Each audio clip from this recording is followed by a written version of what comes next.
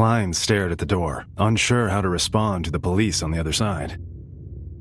He could feel his heart in his throat as pure fear took hold. Okay, maybe this was a bad time to choose to be Klein. A muffled voice boomed from outside.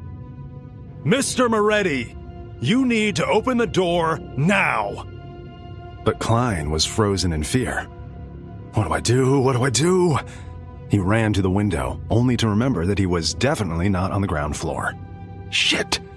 He racked his brain for any semblance of a plan. Then he realized he didn't actually know why the cops were here in the first place. Did someone hear the gun firing last night? Or maybe the gun I have is hot. Or...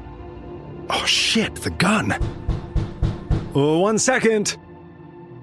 He rushed over to his desk, grabbed the revolver, and, in a panic, tossed it into the oven. Because, well, cops don't check appliances, do they?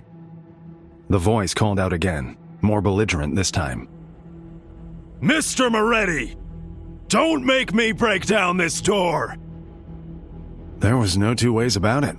Cade, no, it's Klein now. Klein was trapped. All he could do was comply. He tried to compose himself as best he could, gave the apartment a once-over, and opened the door. Sorry, I was napping. He faked a yawn and rubbed the sleep from his eyes. It's not the whole truth, but it's true enough. A burly, bushy-mustached man stared daggers at him, annoyed to have been kept waiting. He held up a badge and pushed past Klein into the apartment. Klein was taken aback by his lack of courtesy. Okay, come in, officer. The cop poked around the sitting room. Mr. Moretti, my name is Officer Beach Mountbatten. My colleague here... He turned around and saw that there was no one in the room but him and Klein. He grunted, stuck his head out into the hallway, and whistled. After a few moments, another officer entered the apartment. His eyes were a soft gray, as was his hair. He had a kind but stern face. Officer Mountbatten motioned to the other man. Like I was saying, my colleague here, Detective Dunn Smith, has a few questions for you. Detective Smith smiled and took out a notepad. Yes, sorry, there was a calico cat in the hallway and her coat was... He cleared his throat. Anyway, we need to ask you about Welch McGovern. Klein immediately recognized the name, but from where? Welch McGovern. Wait, he was mentioned in my diary. The assistant professor with the ancient journal. What about him? My friend Naya and I have been assisting him with a translation project. Detective Smith raised an eyebrow. And when was the last time you saw Mr. McGovern? And Naya, was it? Klein shrugged nonchalantly while he desperately tried to remember what the diary had said. I don't know. A few days ago? Why?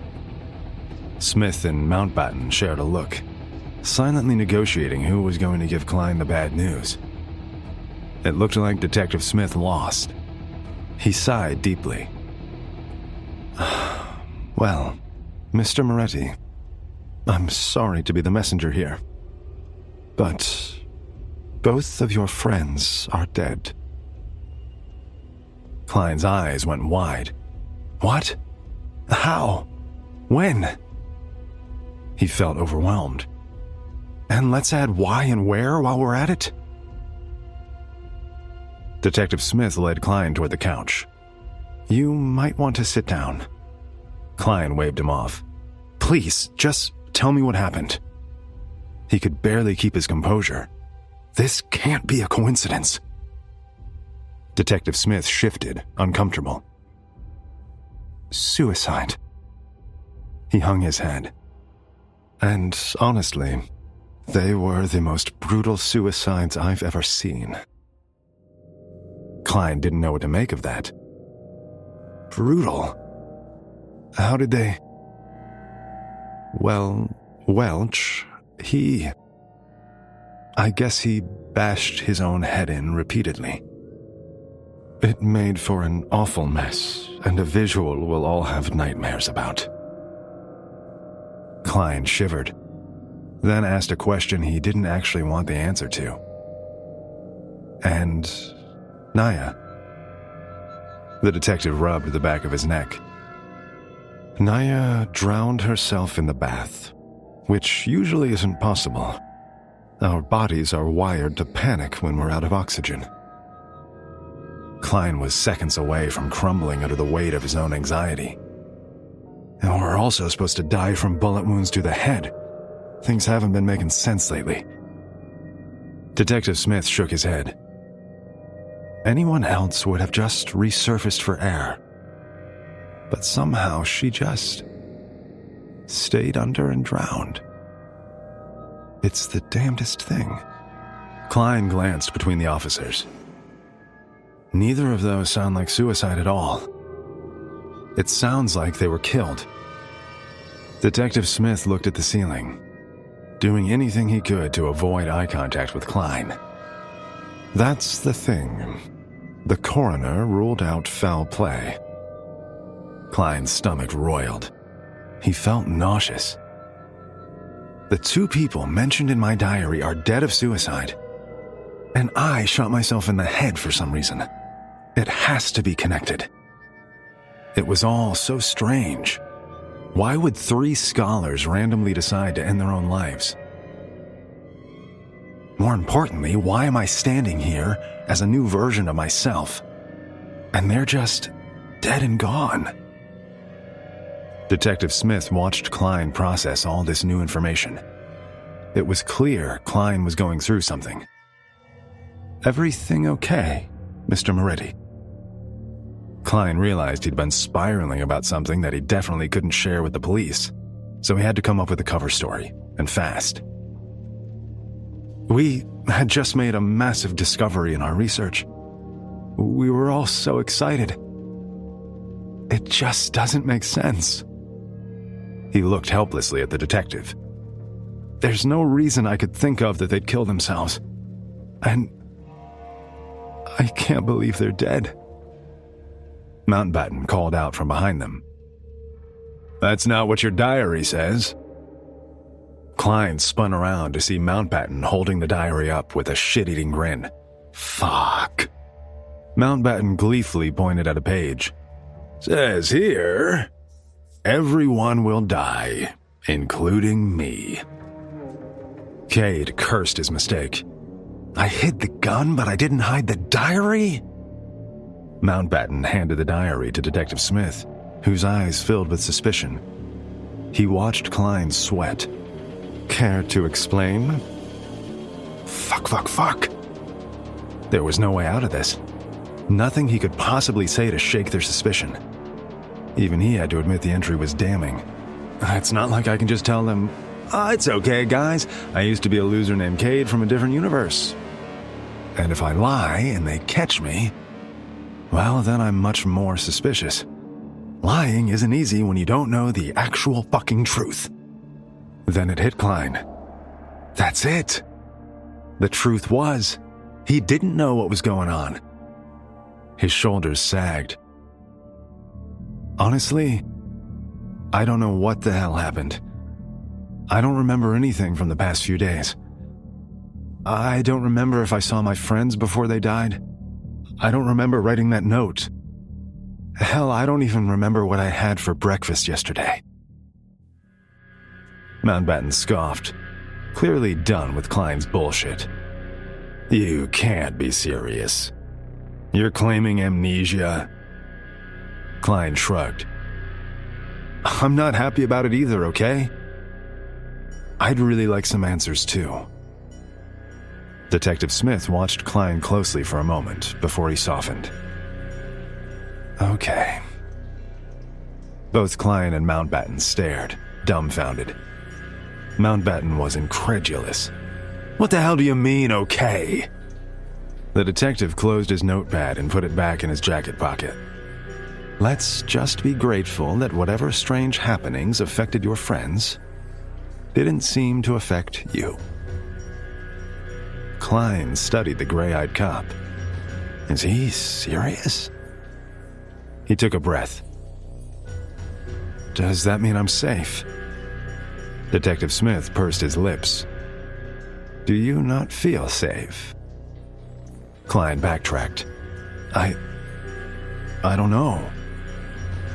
Is there any sort of protection you can give me? You know, in case something happens to me, like what happened to them? Mountbatten laughed. Are you asking for protection from suicide? Want me to take all the sharp objects out of your apartment? Embarrassed, Klein tried to garner sympathy. No, it's just... It doesn't feel right that Welch and Naya would kill themselves. It's just not who they are. What if some outside force made them do it, and it's after me? The detective narrowed his eyes. Do you have enemies, Mr. Moretti? Someone who would want to hurt you? Klein swallowed. How the hell should I know? I just got here. But he thought about it anyway, scanning Klein's memories. None that I know of. But that's the scary part, right? There's a lot I don't seem to know. Mountbatten rolled his eyes. Amnesia. We know. Detective Smith signaled to Mountbatten to leave the apartment. Okay. I think we've got everything we can from this interview. Mountbatten nodded and left without a word. The detective patted Klein on the back. I'm sure nothing sinister is going on. But I'd advise you not to leave town. Stay put, just in case. We'll be watching. And just like that, he was gone. Klein shut the apartment door and pressed his forehead into it. What the hell is that supposed to mean? Watching for what? Am I still a suspect? Or worse, am I bait?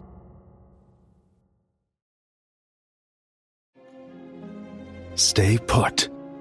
Klein repeated the phrase in his head as he did anything but, anxiously pacing every inch of his small apartment. Officers Mountbatten and Smith's fading footsteps still audible in the hallway. It didn't sit right with Klein that the only advice Detective Smith could give him was, stay put, just in case. Just in case what? Klein decided he'd better sit at his desk and calm down. But the sight of that stupid diary did nothing to soothe his nerves. His mind continued to race.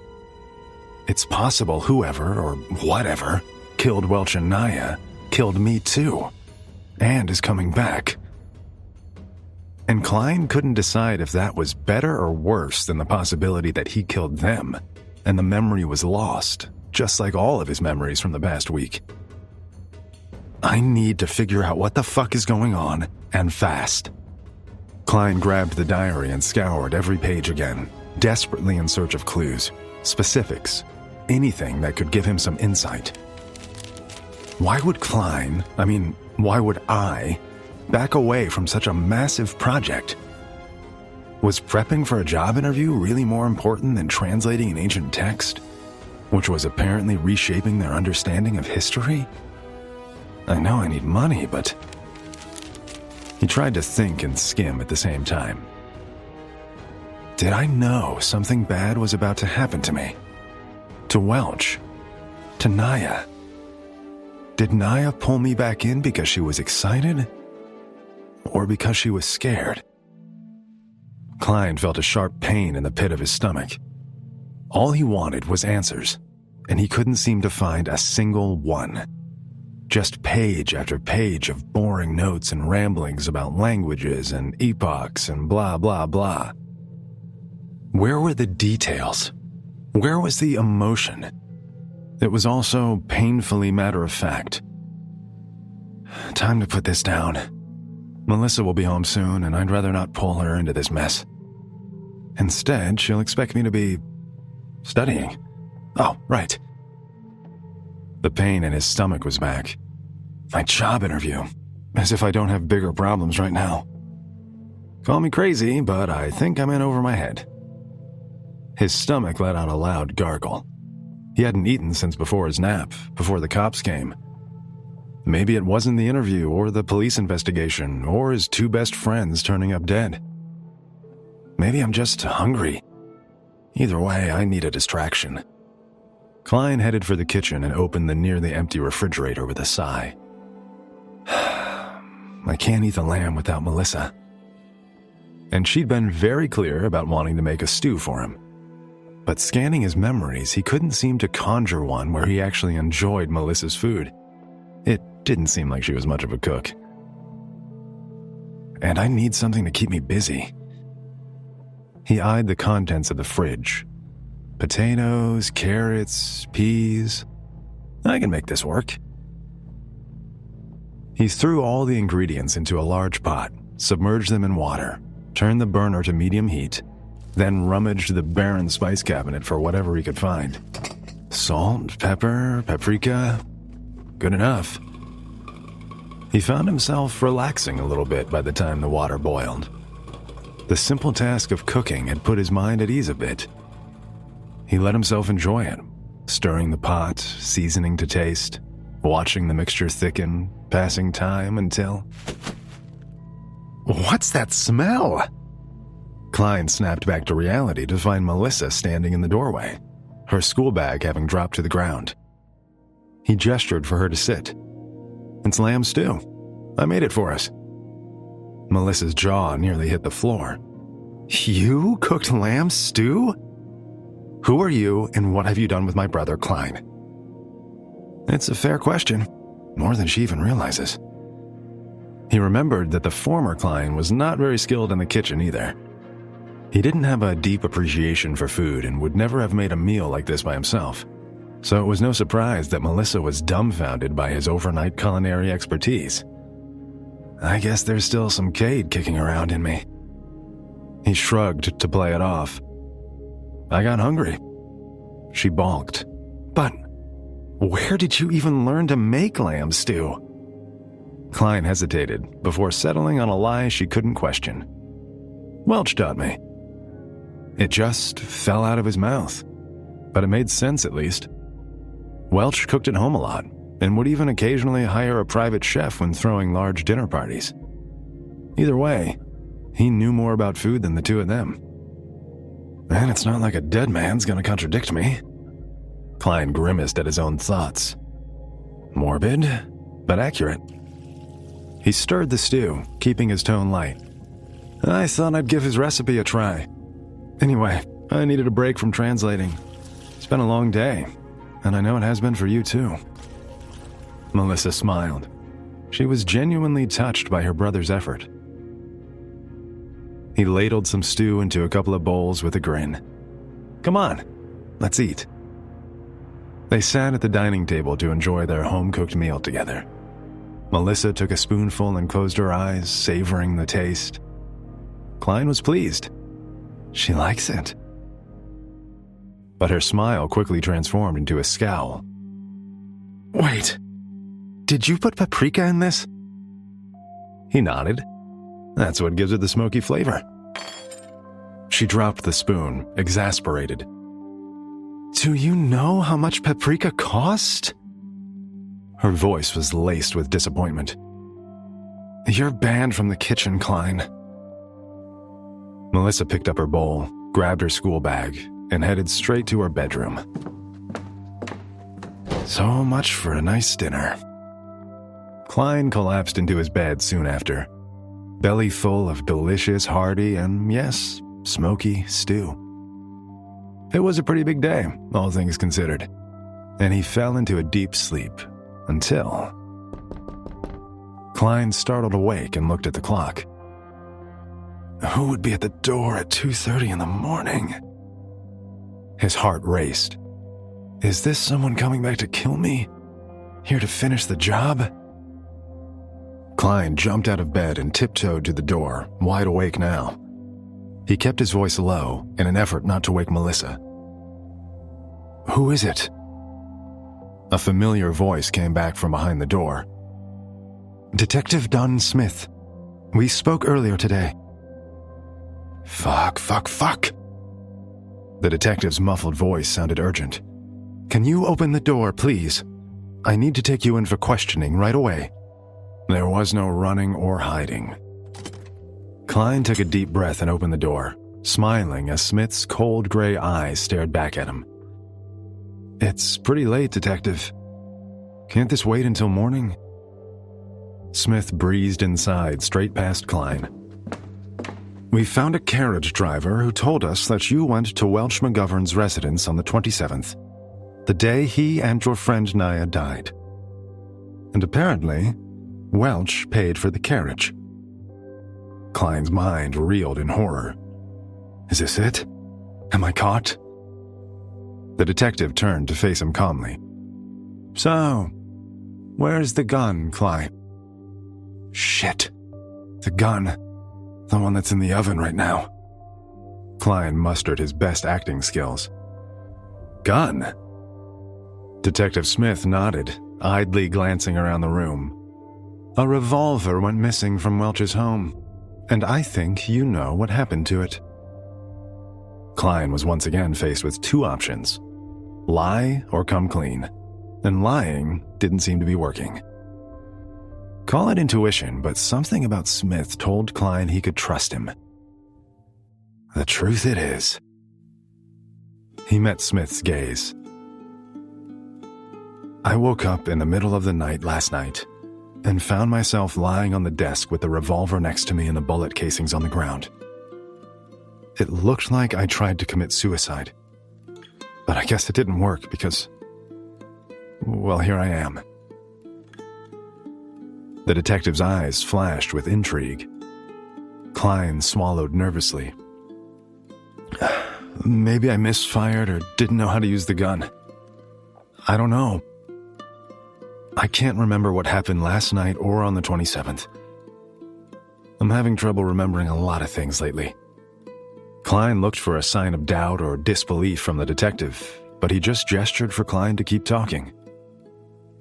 "I'm sorry I can't tell you anything more useful, but that's the truth. I really don't think I killed him, though, Detective Smith. I wouldn't—" Klein trailed off, feeling helpless.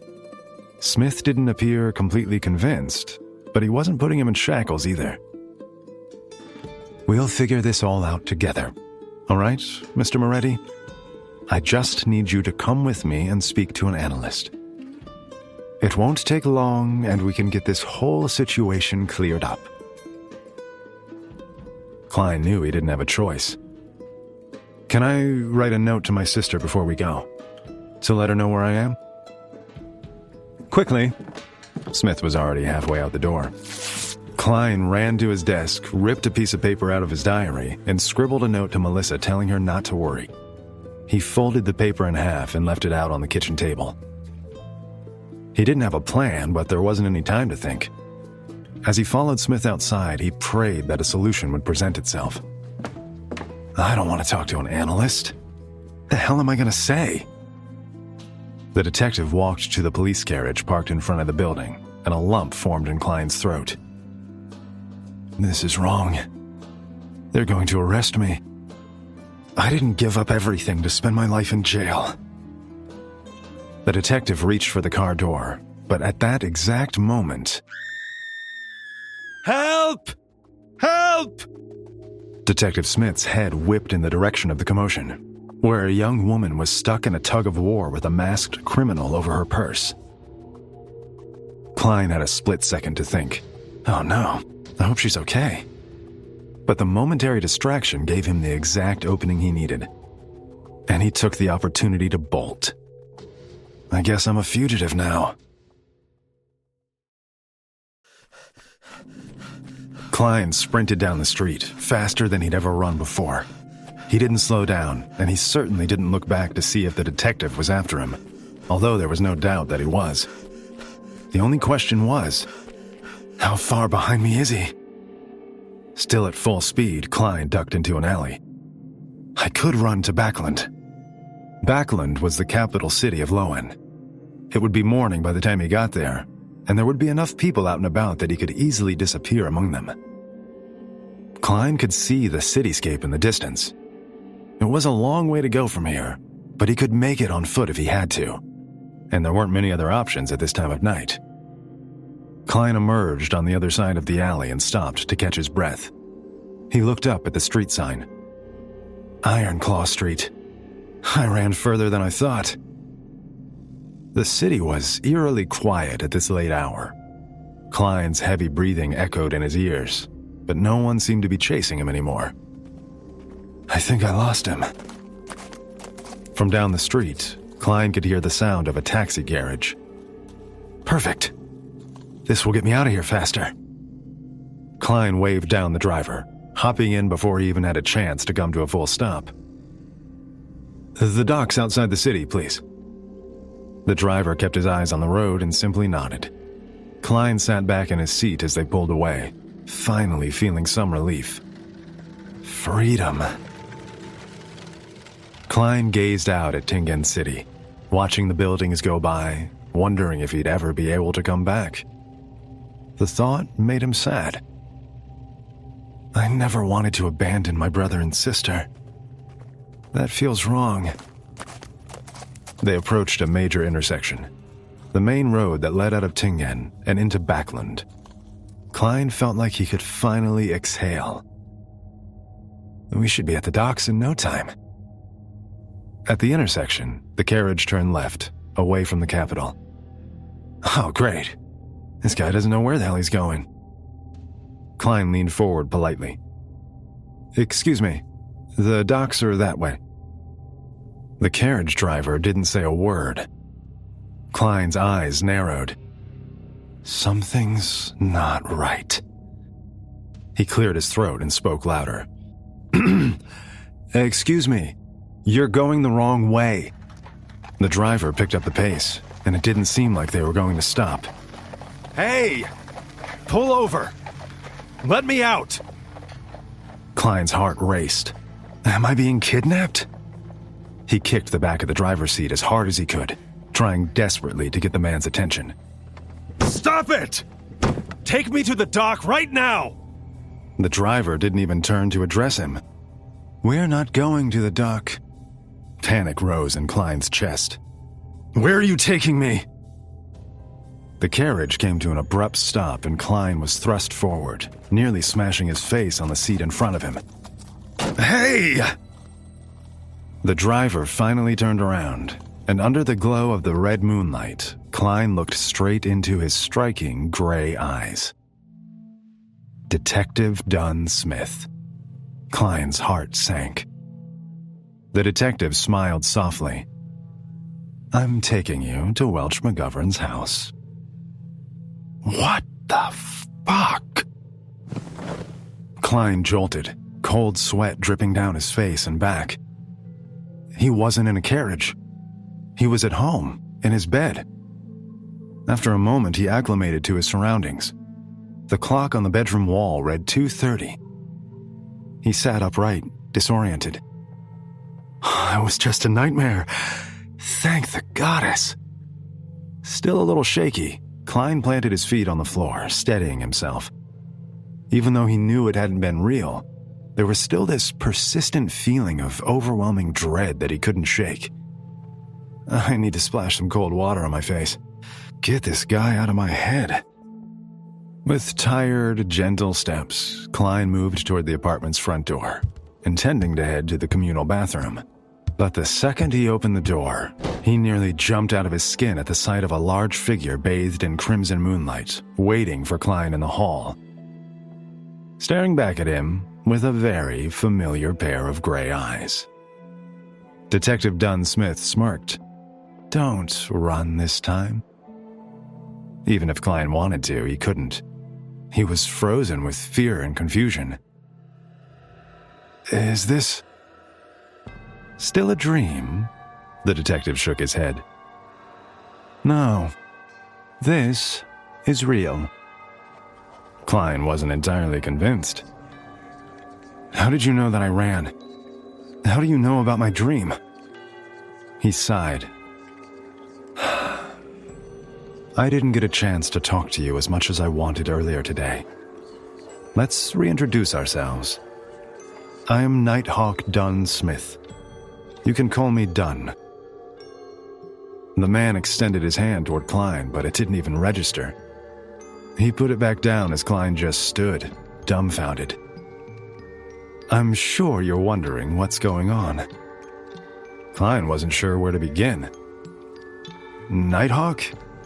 Dunn nodded. I'm what's known as a Beyonder. A type of extraordinary person, if you will. Klein's mind reeled. Another Beyonder. Just like he discussed with the Tarot Club. Dunn continued kindly. There are others like me in Tingen City. I'm part of an organization called the Nighthawks. He gestured to his temple. I can infiltrate dreams, like the one you just had. Klein scoffed. It was more like a nightmare. Dunn shrugged. Right. Sorry. But Klein was still processing Dunn's words. So, you manipulated my dream? Dunn shook his head again. Not manipulated. I just entered your dream and provided the necessary guidance. Klein could only stare.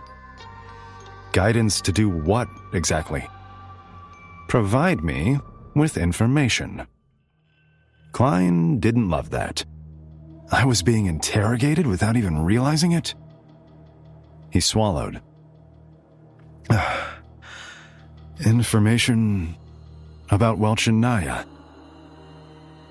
Among other things, Dunn raised his eyebrows pointedly. I know you were telling the truth about your amnesia.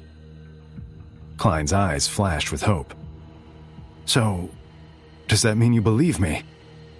Dunn's voice was genuine. I do. A wave of relief washed over Klein. Finally, some good news. At least he didn't have to worry about lying anymore. But if Dunn can enter my dreams, then why doesn't he know more? Why doesn't he know everything about me? Like how I used to be Cade Quinn. Klein considered. Maybe the luck ritual that brought him here and gave him the power to summon justice and the Hanged Man into a misty shadow realm. Maybe it also allowed him to protect himself in the dream. I didn't tell Dunn anything I didn't want him to know, even when he was in my subconscious. I wonder what else I could have done if I'd been aware of the situation. Dunn cocked his head, curious. Klein had been silent a long time. Too long. I hope he doesn't know what I'm thinking right now. I'd better stop. He took a breath. Thank you for believing me. Dunn took a step forward. You're welcome. But unfortunately, we're not done here. Klein was confused. We're not? Dunn laid a sympathetic hand on Klein's shoulder. I'm sorry. I still need you to come with me and talk to the analyst. That part of the dream wasn't a lie. A knot formed in Klein's stomach. This again? He slid out from under Dunn's hand. Can't you just go searching through other people's dreams and find what you need? Dunn chuckled. It doesn't work that way. Don't you want to help us figure out what happened to your friends? Klein hesitated. I do. Of course. But... Good. Then come with me. I'm not taking you to just any analyst. She might be able to unlock your lost memories. We can get to the bottom of this. Once and for all. Dunn seemed sincere enough, but Klein still had doubts.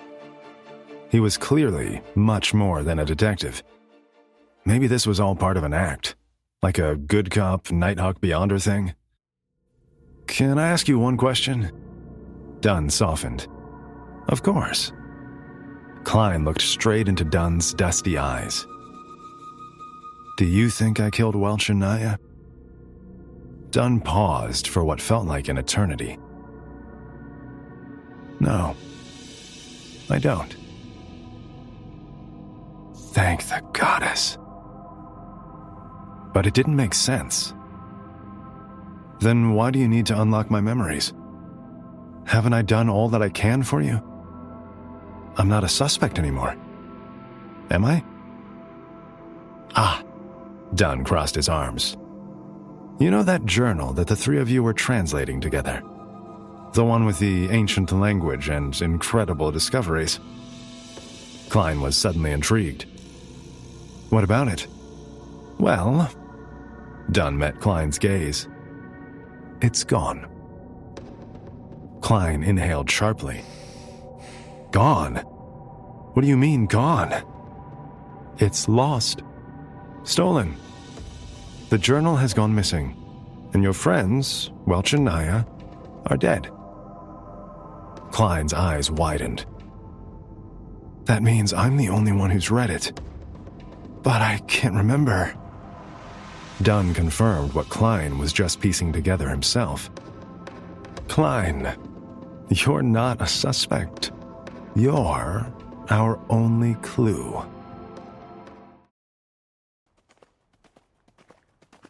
In the cold, quiet night, Dunn hailed another taxi carriage, though this one was real. And even though he had come to an understanding with Dunn, Klein still felt like running. If running didn't work in my dream, then it won't work here. Dunn gestured for Klein to climb inside. Thank you for cooperating. I know this is hard. If I were in your shoes, I would have run too. That made Klein feel a little better. The carriage ride was long and silent, and Klein's thoughts wandered aimlessly as the anticipation of his meeting with this so-called analyst grew. Is Dunn really helping me, or does he want something from me? What if I'm in danger? Why won't he tell me more about where we're going? Every question led to 10 more questions, and Klein tried to be patient as the carriage rumbled to a stop. The driver turned to Dunn. We've arrived. Klein's stomach flipped as they disembarked. This is Welch's house. Welch McGovern's single-family home inhabited a small piece of land on House Street, with a wide road lined with tall, soft street lamps, its majesty especially striking to Klein on this particular night. From the outside, an iron gate opened to a small garden with a variety of beautifully planted flowers and shrubs, and a stone pathway through its center. The windows were flanked on the inside with gas lamps, their black metal frames casting artistic shadows on the walls and ceiling. In Cade's world, this type of home would be considered modest, but in this world, compared to where Klein currently lived, it felt like opulence. Klein had an uneasy feeling as he and Dunn approached the front door, half expecting to see Welch's dead body waiting on the other side. An ethereal voice fluttered from inside. Come in, gentlemen.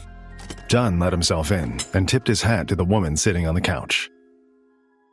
Daly, it's good to see you.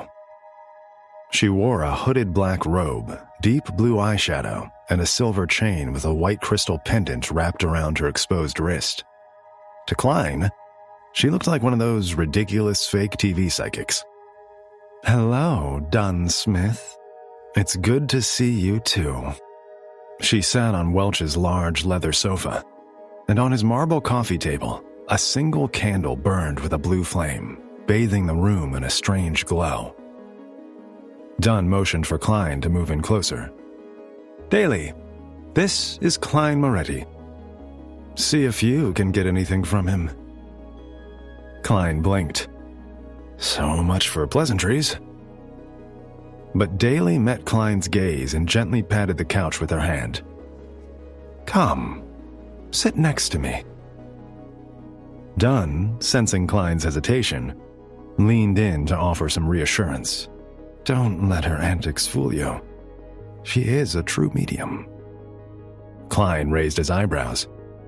If you say so.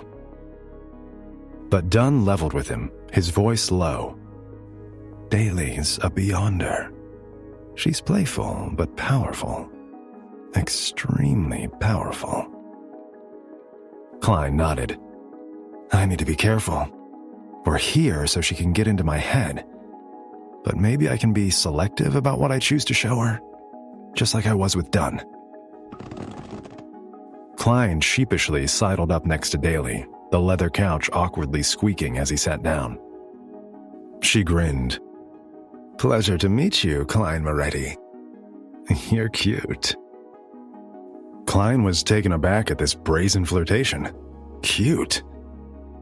She seemed to enjoy startling him. Cute enough to scooch in another few inches. A coquettish smile crept across her face, and Klein looked to Dunn, who nodded as if to say, "It's okay." Klein slid cautiously toward her, their knees now almost touching. His mind raced again.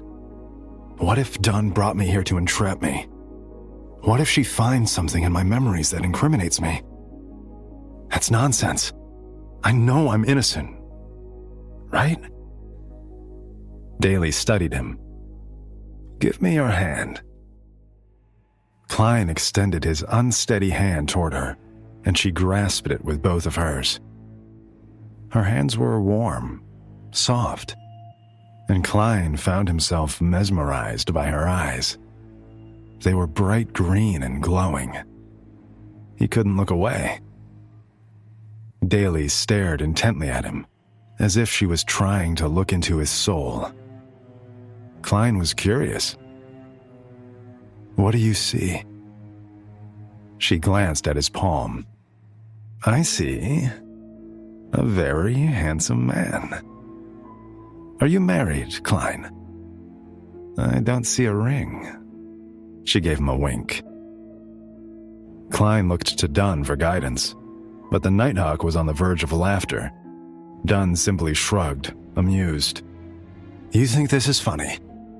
But in a flash of clarity, Klein realized their game. "I know what she's trying to do. She wants to disarm me, lower my mental guards, keep me off balance." He admired the effort. It had almost worked. These Beyonders are clever, but they can't fool the fool. Klein was done playing around. He may not be on their level, but he wouldn't be outsmarted. Not when the stakes were this high. Let's cut to the chase. What do you need from me? Daly let go of his hand, impressed and disappointed all at once. She reached into her robe and pulled out 2 thumb-sized glass bottles. They were sealed with corks and filled with colored liquid. "I need you to let yourself go." Klein's eyes narrowed. "Let myself go? No way. I'm in control." Daly opened one of the bottles and poured a small drop over the candle's blue flame. "This hydrosol is distilled and extracted from a mixture of night vanilla, sleep flower, and chamomile. I call it Amanda, which means tranquility in the Hermes language. But you know that already, don't you?" She inhaled, savoring the aroma. "You'll notice that the smell is quite pleasant." She was right. Klein couldn't help but be enchanted by the alluring scent. "Don't let your guard down," he reminded himself. But it was challenging. Daly opened the other bottle. "This bottle is called Eye of the Spirit. It's made from the bark and leaves of the poplar tree, sun-dried for 7 days, boiled 3 times, and soaked in Langchi wine." She released a drop of the amber liquid onto the flame. Another charming fragrance penetrated Klein's nose, with the distinct essence of wine and wood. He no longer felt tense, and his mind was overcome with feelings of harmony and calm. "Oh, wait.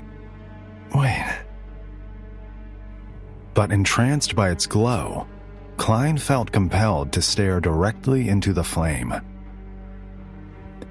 Suddenly, it began to shake, violently, its edges blurring in Klein's vision.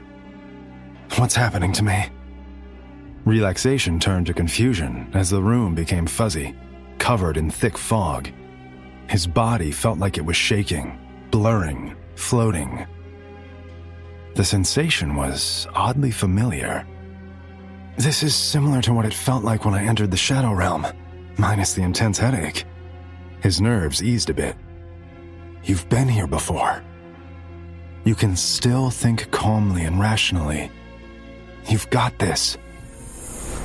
The fog around them turned to water, the water into ocean.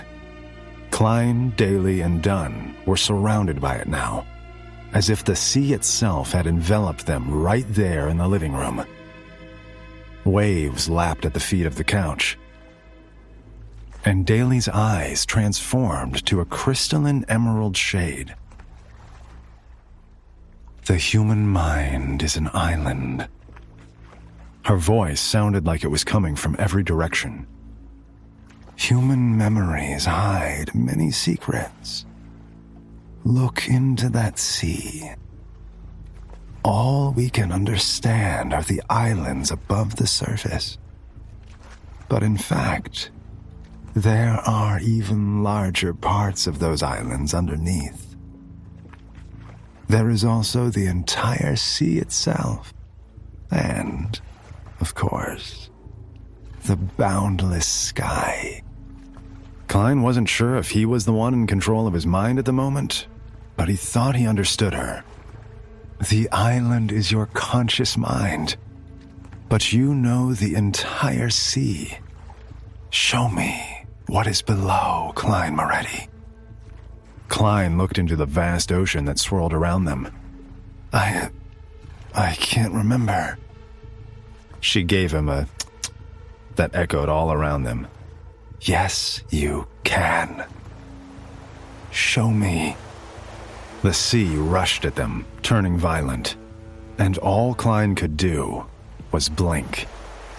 In a flash, the entire sea rose from the ground and flooded back into his mind.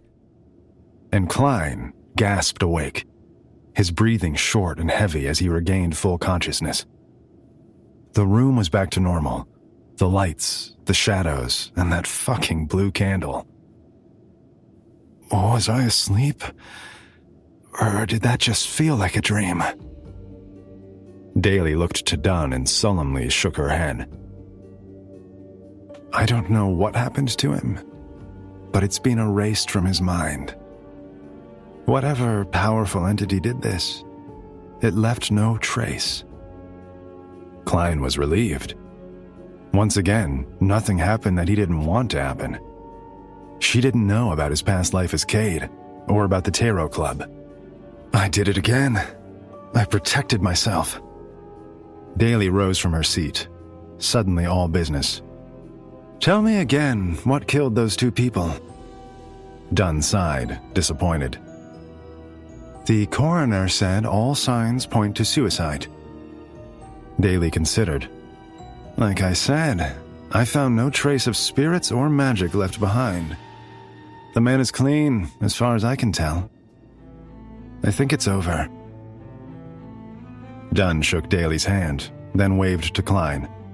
Come on, let's go. Klein peeled himself off the leather couch. That's it? That's it. He tipped his hat again. Thank you, Daly. She smiled warmly. Then, just for fun, she shot one more flirtatious wink at Klein. Come back anytime. Klein balked. I'll pass. One trip to an imaginary mind island is enough for me. Outside, the sun was beginning to rise. Klein was exhausted from their harrowing night, and he turned to face Dunn, fear rising within him. Is something bad going to happen to me? Dunn waved him off. You'll probably be fine. Probably? Klein wasn't satisfied with that at all. I need more than a maybe you won't die here, Dunn. Can't you protect me? Look, I'm a cop, not a bodyguard. Dunn raised his hand and flagged down a passing taxi carriage. He climbed into the back seat and Klein followed, frustrated. Seriously? Well, Dunn kept his tone casual, light. There is one thing. Klein was desperate for anything. Dunn smirked. You could always become a Beyonder and work for the Nighthawks. Klein's jaw dropped as their carriage took off into the early morning light. Klein sat in the carriage, his heart in his throat, 1,000 questions swirling in his mind. Did Dunn seriously just offer me Beyonder powers? And a job? Dunn laughed at Klein's bewilderment. You okay? Klein could only stare. Huh? He was so deep in his own head he'd almost forgotten that Dunn was there. Yeah, I just didn't know becoming a Nighthawk was even an option. Dunn smiled warmly. Well, it usually isn't. But you find yourself in a unique position. But that only created more questions for Klein. How? I don't even know what the Nighthawks are, really. Dunn leaned back in his seat and glanced outside. Yeah, I suppose we've got some time. He propped his elbow out the window, getting comfortable. The Nighthawks are a secret organization of the Church of the Evernight Goddess. We protect folks, especially church members, from supernatural dangers. Kind of like cops, but hopefully with less corruption, and definitely with more magic. Klein blinked. The fuck? But Dunn watched the city rolling by, thoughtful. Without us, this place would be overrun with all kinds of malignant monsters and things that go bump in the night. He looked back to Klein. We work in the shadows and do what needs to be done. Klein leaned forward. Are you saying that monsters exist? After what you've been through, how could you possibly doubt that? Dunn raised an eyebrow. Besides, 1/4 of those monsters are Beyonders. Klein gaped. Dunn clarified. Beyonders who lost control of their powers and changed into the kind of creatures that make you retch at the sight of them. Klein blanched.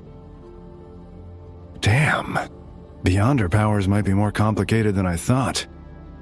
Dunn studied his face. I know what you're thinking. And yeah, becoming a Beyonder isn't all sunshine and roses and frolicking in a magical field. Klein scoffed. Well, that wasn't what... Yeah. Dunn waved his hand dismissively. The truth is, we Nighthawks have a tricky job to do. Track down these monsters without becoming monsters ourselves. Klein was still processing. So, is that the catch? That I might become a monster? Dunn shook his head. No. That's just the danger of being a Beyonder. Our special Nighthawk's catch is that you have to give up quite a bit of freedom. The job demands 100% of you, and no one can ever know what you do.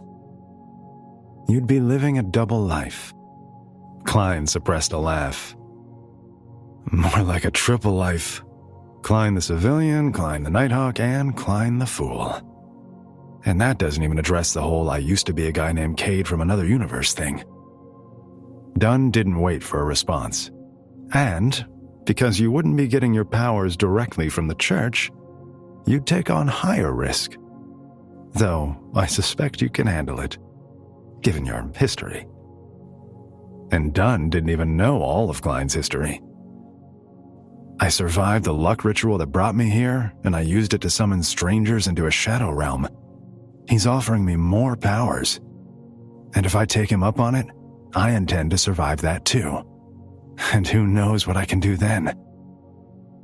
He met Dunn's gaze. Honestly, the risk doesn't scare me. I feel like I've been in danger ever since I didn't die from a bullet wound. Dunn slapped him on the back. That's what makes you special. You've already lived through a brush with the supernatural. You're lucky, and luck is in short supply these days. Klein thought for a moment. That's why you want to recruit me? Because I'm lucky? Dunn chuckled. That's part of it for sure. But you're also an intellectual, an educated man. And as you can imagine, hunting monsters doesn't attract many with your background. Klein understood. Most people thought these were things of myth and legend. Spooky stories, nothing more. Especially scholars. But Dunn's voice was laced with excitement. Problem is, we get more than our share of ancient text and tomes in our cases. It'd be damn helpful to have a historian on our side. That piqued Klein's interest. More ancient text? Dunn grinned, playful. See, if I read a book for more than a few minutes, my eyes blur, I get a headache, I get desperate for a drink. He pantomimed his misery with a laugh. No, I don't have the patience for it. But you, hell, you've had your nose in a book so long the ink is practically stuck on your face. Klein laughed along with him, instinctively rubbing his nose. But he knew leverage when he heard it. It sounds like I'd be a valuable addition to the team. Dunn rolled his eyes. Yeah, I understand your meaning. Admittedly, pay starts pretty low. £2 and 10 solely. Then there's a small bonus for risk and confidentiality. But before you get too discouraged, rest assured that your wage increases with experience. Klein was stunned. Discouraged? £2 and 10 solely is so much more than I thought I'd make. He did some quick math. That could really help my family. Dunn shrugged. I guess so. But believe me, it gets better once you're promoted from our civilian positions. Though that typically takes a bit of time. Klein furrowed his brow. Civilian positions? Dunn looked at him, incredulous. Well, yeah. You don't think we'd start you off as a full-fledged Nighthawk, do you? You've got no training as of yet. Which isn't your fault or anything, but you have to earn it. Pay your dues. That sort of thing. So, what would I be starting as? I don't know. Dunn weighed some options in his mind. I say, let's not worry about titles. You'll be part of the civilian staff. If you really need a title, I could call you our book guy, or something like that. Klein barked out a laugh. I take it back. Civilian staff is fine. I definitely don't want to call myself the book guy. Dunn shot him a pointed look.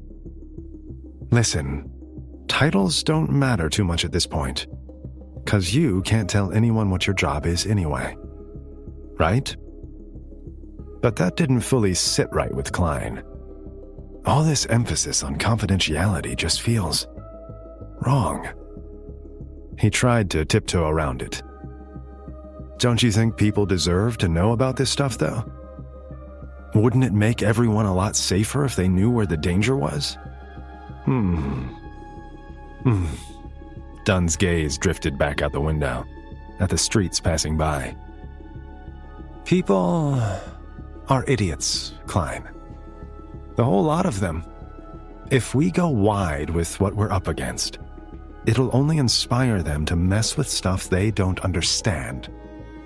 And that only creates more problems for us. He turned back to face Klein, grim.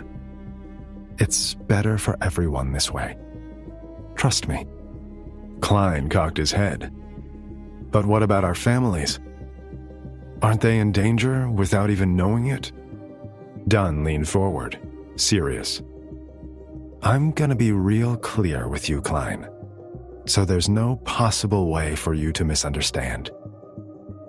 If you tell anyone about the Nighthawks or what happened to Welch and Naya, that would be very bad for you. And even worse for whomever you told. He motioned his thumb across his neck, the universal sign for a slit throat. Those rules go way above the likes of me and you. You get me? Klein recoiled at the gesture. Yeah, I get you. Dunn smiled, satisfied, as if he hadn't just threatened the lives of Klein's family. Good. Well, now that that's out of the way, what do you say? You in? Klein's mind raced, trying to game out every possible outcome. If he agreed, he'd have a chance to become a Beyonder and have magical abilities. Hard to argue with the sound of that. Who says no to superpowers? Not to mention, becoming a Beyonder could help him make the Tarot Club stronger. Plus, working with the Nighthawks would give him the ability to clean up any messes the Tarot Club made. And from the inside. I don't even know what messes we might make.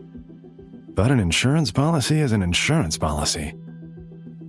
On the other hand, there was a very good chance he would die. That said, he might die of starvation if he didn't find work. And this paid way more than the boring teaching job at Tingen University. But was that enough to make him risk everything? And what about his family, and keeping secrets, and giving up his freedom? Overwhelmed, Klein cleared his throat. Can I think about it? Dunn rested a hand on Klein's shoulder. I'd think less of you if you didn't. The carriage halted with a jerk. Klein peeked out the window to see that they were at his apartment. How will I find you, to give you my answer? Klein opened the carriage door. Tell you what, you don't want in, just go about your day and I'll get the message. But if you want to get your hands dirty, go to the Hound Tavern and find a man named Wright. Ask him about an assassin. Klein stepped out from the carriage, trying to keep the instructions straight. Hound Tavern, find Wright, ask him about a what? He called after Dunn. Oh, wait, assassin? Dunn grinned as he shut the carriage door. Sweet dreams. Klein watched, dumbfounded, as the carriage peeled away and he was left alone. What the hell have I gotten myself into?